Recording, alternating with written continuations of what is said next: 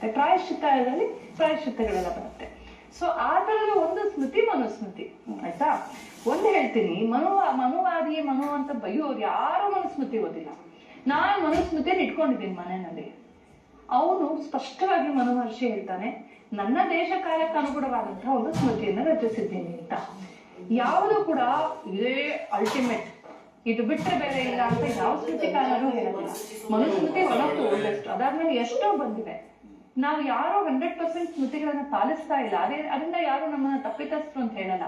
ಯಾಕೆಂದ್ರೆ ದೇಶ ಕಾಲಕ್ಕೆ ಅನುಗುಣವಾಗಿ ಕೆಲವರು ತೆಗೆದುಕೊಂಡಿದೀವಿ, ಕೆಲವು ಉಳ್ಕೊಂಡಿವೆ. ಸಮಾಜ ಬದಲಾದಂತೆ, ಜೀವನ ಬದಲಾಗುತ್ತೆ. ಮೂಲಭೂತ ಕಲ್ಪನೆ ಏನಿದೆ, ಸಮಷ್ಟಿ ಹಿತ ಅಂತ ಹೇಳದ್ನಲ್ಲ, ಅದು ಮೂಲಭೂತ ಕಲ್ಪನೆ.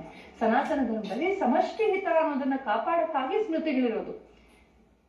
ಆ ಸಮಷ್ಟಿ ಹಿತವನ್ನ ಮನಸ್ಸಲ್ಲಿ ಇಟ್ಕೊಂಡ್ರೆ ನಾವು ಮತ್ತೆ we can redesign norms. Principle ಒಂದೇ, ನಾರ್ಮ್ ಬೇರೆ. ಪ್ರಿನ್ಸಿಪಲ್ ಅಂದ್ರೆ ತತ್ವ, ನಾರ್ಮ್ ಅಂದ್ರೆ ಆ ಕ್ಷಣದ ನಿಯಮ.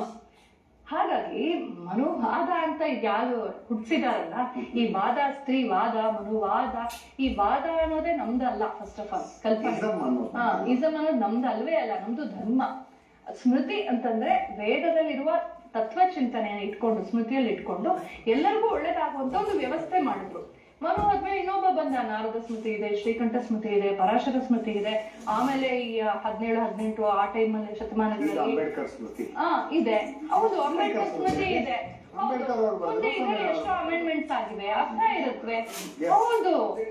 ಹೌದು, ಅದಕ್ಕೆ ನಾವು ಅದನ್ನ ಸಂವಿಧಾನವನ್ನು ನಾವು ಗೌರವಿಸೋದು.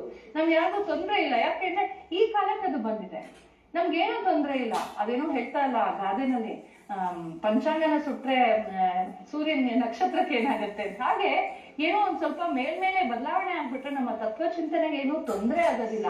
ಈ ಮನುವಾದಿಗಳು ಅಂತ ಯಾರಿದ್ದಾರೆ ಅವ್ರಿಗೇನಪ್ಪಾ ಅಂದ್ರೆ ಅವ್ರಿಗೊಂದು ಭ್ರಾಂತಿ. ನಾವು ಇಡೀ ಸನಾತನ ಧರ್ಮವನ್ನು ನಾಶ ಮಾಡ್ಬೇಕು ಅಂದ್ರೆ ಅಲ್ಲ, ಅವ್ರು ನಮ್ಮನ್ನ ಯಾಕೆ ಮನುವಾದಿ ಹೇಳ್ತಾರೆ ಅಂದ್ರೆ, ನಮ್ಗೆಲ್ಲ ಒಂದ್ ಪುಸ್ತಕ ಇದೆ, ಆ ಪುಸ್ತಕ ಹಿಂಗಾರು ಡಿಮೋನೈಸ್ ಮಾಡ್ಬಿಟ್ಟು ಅದನ್ನ ಕೆಟ್ಟದಾಗಿ ತೋರಿಸ್ಬಿಟ್ರೆ ಎಲ್ಲರೂ ಬಿಟ್ಬಿಡ್ತಾರೆ, ಆಮೇಲೆ ನಮ್ಗೆ ಬಲೆಗೆ ಬೀಳ್ತಾರೆ ಅಂತ. ಹಂಗ ಆಗೋದಿಲ್ಲ. ನಮ್ಗೆ ನೂರಾರು ಸ್ಮೃತಿಗಳಿವೆ, ನೂರಾರು ಧರ್ಮಗ್ರಂಥಗಳಿವೆ. ಧರ್ಮಗ್ರಂಥಗಳೇ ಇಲ್ಲದೆ ಕೂಡ ನಮ್ಮ ಪಾಡಿಗೆ ನಾವು ಸರಳವಾಗಿ ನಮ್ಮ ಜಾನಪದ ರೀತಿಯಲ್ಲಿ ಪೂಜೆ ಮಾಡ್ಬೋದು. ನಮ್ಮಲ್ಲಿ ಎಲ್ಲಕ್ಕೂ ಒಂದು ದೊಡ್ಡ ಕಾಡಿನಲ್ಲಿ ಹೇಗೆ ಹೆಮ್ಮರಕ್ಕೂ ಅವಕಾಶವಿದೆಯೋ, ಒಂದ್ ಚಿಕ್ಕ ಗಿಡಕ್ಕೂ ಅವಕಾಶವಿದೆಯೋ, ಒಂದ್ ಪುಟ್ಟ ಅಣಬೆಗೂ ಅವಕಾಶ ಇದೆಯೋ, ಒಂದ್ ಪುಟ್ಟ ಕಣ್ಣಿಗೆ ಕಾಣದೆ ಇಷ್ಟು ಚಿಕ್ಕ ಒಂದು ಪಾಚಿಗೂ ಅವಕಾಶ ಇದೆಯೋ, ಹಾಗೆ ಸನಾತನ ಸಮಾಜದಲ್ಲಿ, ಭಾರತದಲ್ಲಿ ಎಲ್ಲಾ ಮತ ಪಂಥಗಳಿಗೂ, ಎಲ್ಲಾ ಭಾವನೆಗಳಿಗೂ, ಪುಸ್ತಕ ಓದ್ದವ್ರಿಗೂ ಓದದೇ ಇರೋರ್ಗೂ, ಭಗವದ್ಗೀತೆ ಓದ್ದವ್ರಿಗೂ ಓದದೇ ಇರೋರ್ಗೂ ಎಲ್ಲರಿಗೂ ಕೂಡ ಸಮವಾಗಿ ಬದುಕೋದಕ್ಕೆ ಸಮಷ್ಟಿ ಹಿತದ ಒಂದು ಪರಿಕಲ್ಪನೆ ಇದೆ. ಆ ಸಮಷ್ಟಿ ಹಿತದ ಪರಿಕಲ್ಪನೆ ನಿಮ್ಗೆ ರಾಮಾಯಣದಿಂದ ಸಿಕ್ಕತ್ತೆ, ಮಹಾಭಾರತದಿಂದ ಸಿಕ್ಕತ್ತೆ, ಪುರಾಣಗಳಿಂದ ಸಿಕ್ಕತ್ತೆ, ವೇದ ಉಪನಿಷತ್ತಿಂದ ಸಿಕ್ಕತ್ತೆ, ಭಗವದ್ಗೀತೆಯಿಂದ ಸಿಕ್ಕತ್ತೆ, ಕಾವ್ಯಗಳಿಂದ ಸಿಕ್ಕತ್ತೆ, ಅಜ್ಜಿ ತಾತಾಯಿಂದ ಸಿಕ್ಕತ್ತೆ, ದಾಸಪ್ರಿಂದ ಸಿಕ್ಕತ್ತೆ. ಸುಮ್ನೆ ಕಣ್ಮುಚ್ಕೊಂಡು ಕೂತ್ಕೊಂಡ್ರೆ ಒಳಗಿಂದ ಕೂಡ ಸಿಕ್ಕತ್ತೆ. ಹಾಗಾಗಿ ನಾವು ಎಲ್ಲಿದ್ರೂ ಕೂಡ ಧರ್ಮವನ್ನ ಪಾಲಿಸ್ಬೋದು. ಧರ್ಮ ಸರ್ವತ್ರ ಇದೆ. ಇದು ಒಂದು ಮಾಧ್ಯಮ ಅಷ್ಟೇ.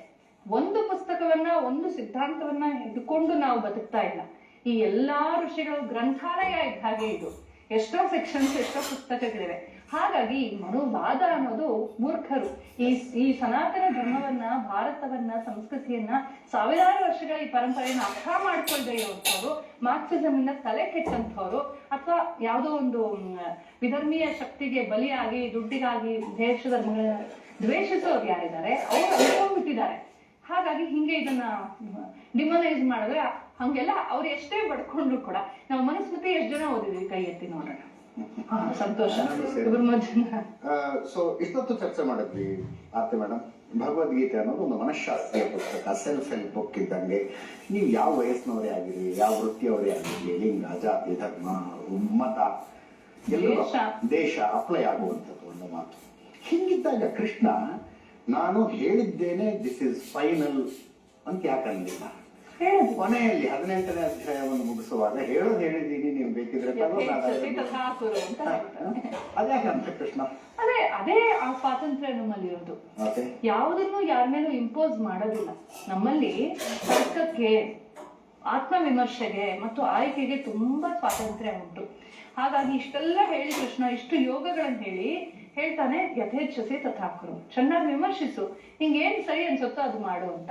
ಆಮೇಲೆ ಇನ್ನೊಂದು ಆಪ್ಷನ್ ಹೇಳ್ತಾನೆ, ಅಥವಾ ನಿಂಗೆ ಇನ್ನೂ ತುಂಬಾ ಗೊಂದಲ ಇದೆ ಅಂದ್ರೆ ಸದ್ಯಕ್ಕೆ ಇಮಿಡಿಯೇಟ್ಲಿ ಯುದ್ಧ ಶುರು ಆಗ್ಬೇಕಲ್ಲ, ಸರ್ವಧರ್ಮಾಂತರ ಇತ್ತೀಚೆ ಮಾಮೇಕಂ ಶರಣಂ ವ್ರಜ.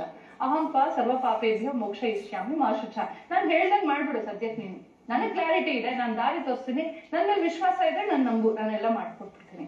ಅಥವಾ ನೀನೇ ಇಷ್ಟು ಹೇಳಿದೀನಪ್ಪ, ಯೋಚನೆ ಮಾಡಿ ಡಿಸೈಡ್ ಮಾಡು. ಇದೇ ಈ ದೇಶದ ವೈಶಿಷ್ಟ್ಯ. ನಾವು ಎಷ್ಟೇ ತಿಳ್ಕೊಂಡು ಕೂಡ ಒಂದು ಸುಭಾಷಿತವನ್ನು ಹೇಳಿ ಮುಗಿಸ್ತೀನಿ.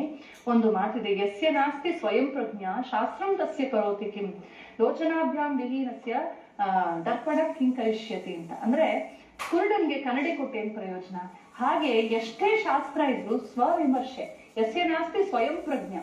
ಸೊ ಸ್ವಯಂ ಪ್ರಜ್ಞೆಗೆ ತುಂಬಾ ಒತ್ತು ಕೊಡುವಂತಹ ಒಂದು ಅದ್ಭುತವಾದ ಪರಂಪರೆ ನಮ್ದು. ಆ ಸ್ವಯಂ ಪ್ರಜ್ಞೆ ಇದ್ರೆ ಮಾತ್ರವೇ ನಮ್ಗೆಲ್ಲಾ ಶಾಸ್ತ್ರ ಅರ್ಥ ಆಗೋದು. ಅದಕ್ಕೆ ಶ್ರೀಕೃಷ್ಣ ನಾನು ಹೇಳಿದೀನಿ, ನೀನ್ ಸ್ವಯಂ ಪ್ರಜ್ಞೆ ಉಪಯೋಗಿಸಪ್ಪ ಅಂತ ಹೇಳ್ತಾರೆ. ಇಷ್ಟು ಅರ್ಥ ಮಾಡ್ಕೊಂಡ್ಬಿಟ್ರೆ ಜಗತ್ತಿನಲ್ಲಿ ಭಯೋತ್ಪಾದನೆ ಇರೋದಿಲ್ಲ.